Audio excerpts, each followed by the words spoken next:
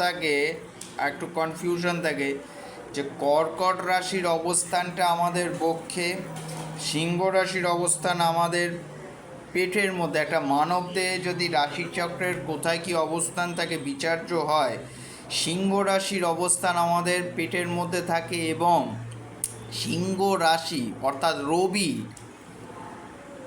আমাদের যাদের কনস্টিপেশনের প্রবলেম থাকে বা গ্যাসের প্রবলেম থাকে বা উদর নিয়ে সমস্যা, সেক্ষেত্রে কিন্তু যাদের রবি খারাপ থাকে জেনে রাখবেন তাদের কিন্তু সিংহ রাশি ঘরটা বা রবি কোনো না কোনোভাবে দুর্বল।